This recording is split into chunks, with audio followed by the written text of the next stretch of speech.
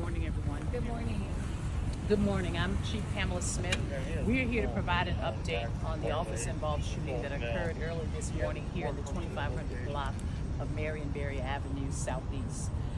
We are in the very early stages of this investigation, and all of the information that I'm going to share with you right now is preliminary.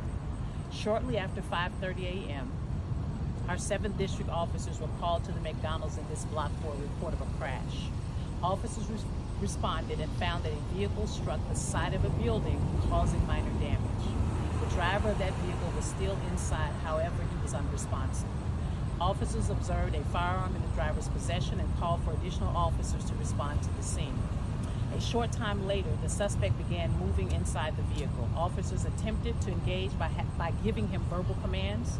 He was observed at that time to have a weapon in his possession, and as officers gave him verbal commands to drop the weapon, the suspect grabbed the officer's service weapon. At that time, 2 of our officers discharged their service weapon, striking the suspect. DC Fire and EMS were already on scene and immediately began rendering care. All life-saving measures were failed. The adult male was pronounced here on the scene. We are working right now to identify the suspect and to identify and notify his next of kin. We have recovered the suspect weapon here on the scene. Thankfully, none of our officers were injured in this incident. Agents from our Internal Affairs Division are here conducting the investigation in conjunction with our Criminal Investigation Division as well. This case will be independently reviewed by our United States Attorney's Office. The officers involved did activate their body-worn cameras, and that footage is currently being reviewed.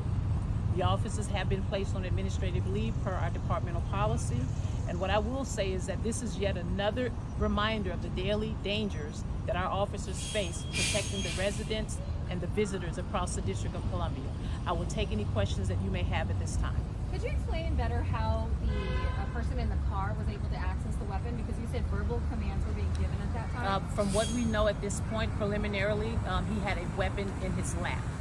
There was a firearm in his possession in the vehicle. And then he went to grab the officer's weapon? What I stated was that he was told to drop his weapon. He had his weapon in his hand. He was told to drop the weapon. Our officers extended their firearm, and the suspect grabbed his weapon at that time. How many officers fired? There were 2 officers that discharged their firearm. You said it was found that the vehicle had struck the side of the building. Was that building? The McDonald's. McDonald's? Yes, ma'am. And what about toxicology? Are you trying to determine if that was an issue of driving under the influence? Well, we're still in the preliminary stages of the incident, and as you know, OCME would have to come and make those necessary notifications. So at this time, we do not know whether there was any intoxication or anything at this point. So everything happened inside the vehicle, right? Yes, sir, that is correct. Any other questions? Okay, if we have any additional information, we will be sure to make sure we push that information out on our social media sites. Thank you. That's it.